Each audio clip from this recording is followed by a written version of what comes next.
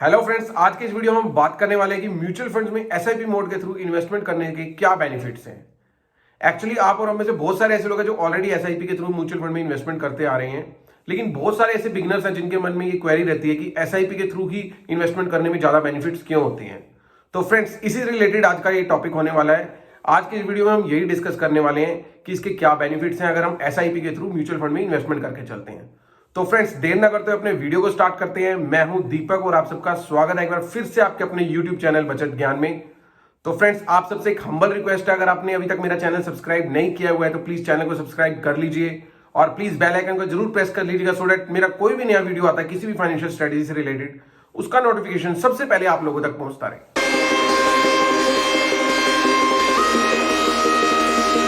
So friends, SIP mode से mutual fund में investment करने के बेनिफिट समझने से पहले हम ये समझ लेते हैं कि एसआईपी एक्चुअल में होता क्या है।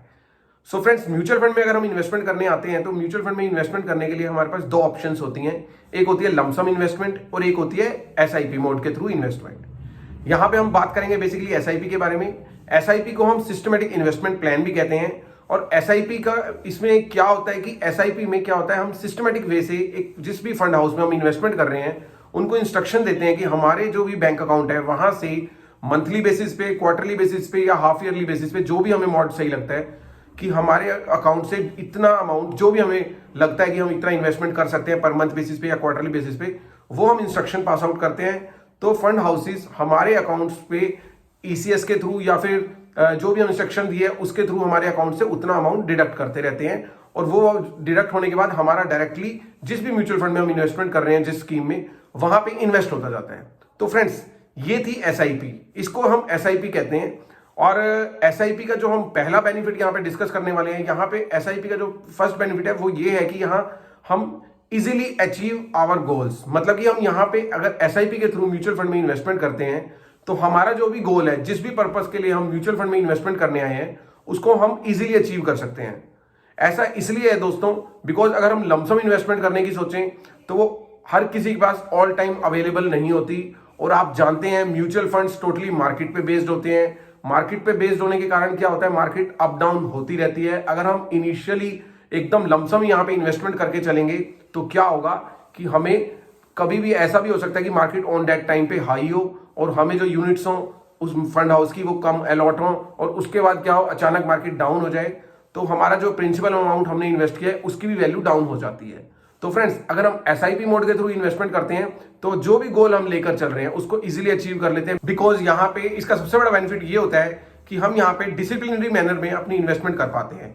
मतलब कि हमें बार बार हेडेक नहीं होती कि हमने यहाँ पे इन्वेस्टमेंट करने के लिए पैसे निकालने हैं। आप एक बार इंस्ट्रक्शन दे देते हैं तो आपकी मंथली बेसिस पे अपने आप ही आपका जो अमाउंट है आपकी सैलरी अकाउंट से या फिर आपका जो भी अकाउंट है, जो भी आपने इसको दिया हुआ है कंपनी को, वहां से आपके पैसे ऑटोमेटिकली डिडक्ट होने लग जाते हैं और एक डिसिप्लिनरी मैनर में आपका अमाउंट डिपॉजिट होता रहता है। उसमें कोई इंटरप्शन नहीं आती और जो लॉन्ग टर्म में जिस भी गोल को लेकर हम म्यूचुअल फंड में इन्वेस्टमेंट करने आए हैं उसको हम अचीव कर लेते हैं। तो फ्रेंड्स, ये था एसआईपी के थ्रू इन्वेस्टमेंट करने का पहला बेनिफिट। तो फ्रेंड्स, आइए अब बात कर लेते हैं सेकंड बेनिफिट के बारे में। तो सेकंड बेनिफिट एसआईपी मोड के थ्रू म्यूचुअल फंड में इन्वेस्टमेंट करने का ये है कि यहां पर हम इन्वेस्टमेंट कर सकते हैं जस्ट ओनली 100 रुपीज के साथ। मतलब कि यहां पे जो इसका सेकंड बेनिफिट ये बनता है कि अगर हमने यहां पे इन्वेस्टमेंट करनी है म्यूचुअल फंड में तो एसआईपी मोड के थ्रू हमें ये ऑप्शन मिल जाती है कि हम जस्ट ओनली 100 रुपीज से यहां पे इन्वेस्टमेंट स्टार्ट कर सकते हैं। तो फ्रेंड्स, यहां पे एक जानने वाली बात यह है कि हर म्यूचुअल फंड स्कीम्स हम ये ऑप्शन नहीं देती कि हम 100 रुपीज के साथ वहां पे एसआईपी स्टार्ट करें।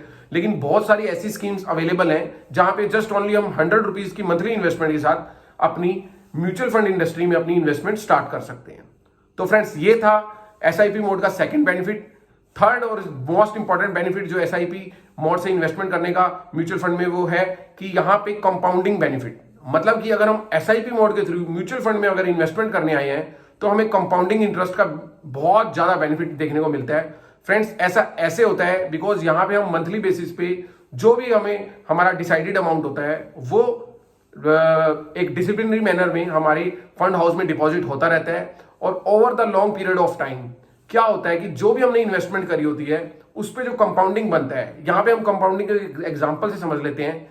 सपोज हमने 1 ईयर में 1 लाख रुपीज इन्वेस्ट किया है और हमारे को 1 साल में उसमें 20% की रिटर्न मिली है।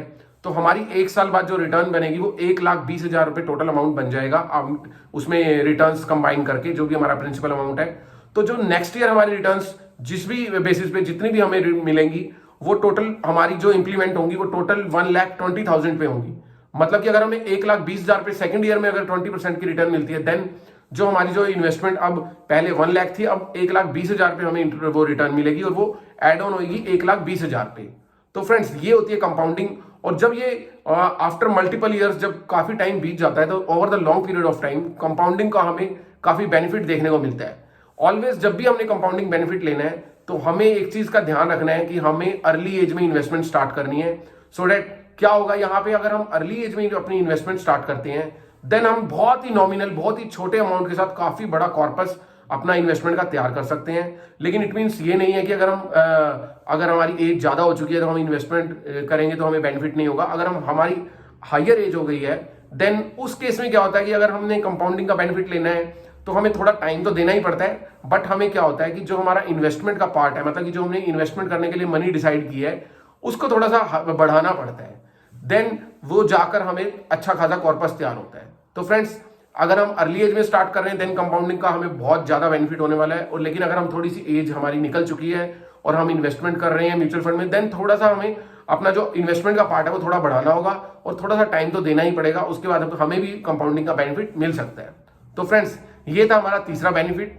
तो फ्रेंड्स आइए अब बात कर लेते हैं फोर्थ बेनिफिट की, जो कि एसआईपी मोड के थ्रू म्यूचुअल फंड में इन्वेस्टमेंट करने से हमें मिलता है। वो ये है कि हमें यहाँ पे मार्केट को टाइम नहीं करना पड़ता। मतलब कि अगर हम यहाँ पे इन्वेस्टमेंट कर रहे हैं तो हमें not need to time market. मतलब कि जैसे हम स्टॉक मार्केट्स में देखते हैं इन्वेस्टमेंट करते टाइम कि हमें ऑलवेज देखना पड़ता है कि मार्केट का क्या ट्रेंड चल रहा है, कौन सा स्टॉक अप जा रहा है, कौन सा डाउन जा रहा है। बट अगर हम म्यूचुअल फंड में एसआईपी मोड के थ्रू इन्वेस्टमेंट कर रहे हैं देन हमें मार्केट को टाइम करने की जरूरत नहीं है, क्योंकि ऐसा यहाँ पे ये बेनिफिट मिलता है कि अगर मार्केट किसी टाइम पे ज्यादा है और उस दिन हमारे जो अमाउंट डिडक्ट हुआ है हमारे बैंक से, तो हमें उस दिन की जो भी एनएवी होगी उसके हिसाब से अगर हमें कम यूनिट्स मिलती हैं तो सेकंड मंथ में या फिर थर्ड मंथ में जब भी मार्केट गिरेगी, क्योंकि मार्केट तो वॉलेटाइल है, वो कभी बढ़ेगी कभी घटेगी, तो जिन मंथ्स में जब हमारी ड्यू डेट होगी मार्केट अगर नीचे होगी ऑन दैट टाइम पे क्या होगा, हमें उस फंड हाउस की जो एनएवी है वो ज्यादा अलॉट होंगी और over the long period of time आपको ये देखने को मिलेगा, ये पूरा एवरेजिंग आउट हो जाएगा। जितना भी हमने इन्वेस्टमेंट किया है हमें काफी बेनिफिट देखने को मिलेगा। तो फ्रेंड्स यहाँ पे ये चौथा इसका बेनिफिट है कि हमें not need to time market.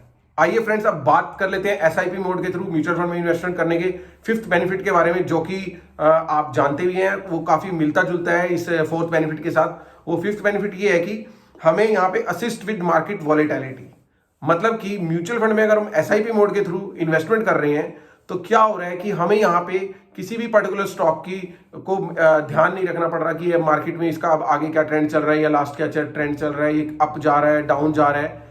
तो यहाँ पे हमें ये बेनिफिट मिल जाता है कि हम फंड हाउस को इंस्ट्रक्शन हमने दी हुई है और वो अपने आप ही आगे हमारे बिहाफ पे इन्वेस्टमेंट कर रहे हैं। मार्केट अप जा रही है ऑन दैट टाइम पे वो वहां से थोड़ा डिक्रीज कर देते हैं और उस पर्टिकुलर स्टॉक में इन्वेस्टमेंट को, और अगर मार्केट उसमें काफी नीचे आई है तो उस स्टॉक्स में इन्वेस्टमेंट कर देते हैं जिनको उन्हें लगता है कि ये फ्यूचर में ग्रो कर सकते हैं। और यहाँ पे हमें एसआईपी मोड के थ्रू हमारा डिसिप्लिन वैसे ऑलरेडी मेंटेन होता है और हमारा पैसा उसमें डायरेक्टली उस पर्टिकुलर मार्केट के सिनेरियो के अकॉर्डिंग इन्वेस्टमेंट होती रहती है।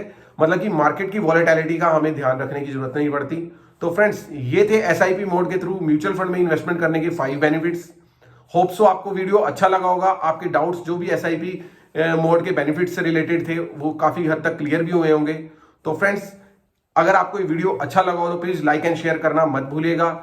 हाँ, एक चीज आपने ऑलवेज ध्यान रखनी है, अगर आप म्यूचुअल फंड में इन्वेस्टमेंट करने आए हैं तो प्लीज किसी भी फंड की किसी भी स्कीम को इन्वेस्टमेंट करने से पहले उसका जरूर पास्ट ट्रेंड को जरूर चेक कर लीजिए, because mutual funds always market पे डिपेंड होते हैं। वो मार्केट की वॉलेटिलिटी के अकॉर्डिंग बढ़ते घटते रहते हैं। आपको किसी भी फंड में इन्वेस्टमेंट करनी है तो अपने बिहाफ पे प्लीज जरूर एनालिसिस कर लीजिए, उसके बाद ही किसी फंड में इन्वेस्टमेंट करने के लिए आपको डिसीजन लेना चाहिए, बिकॉज हर किसी का जो रिस्क प्रोफाइल है वो डिफरेंट होता है। तो फ्रेंड्स आपने इस चीज का जरूर ध्यान रखना है।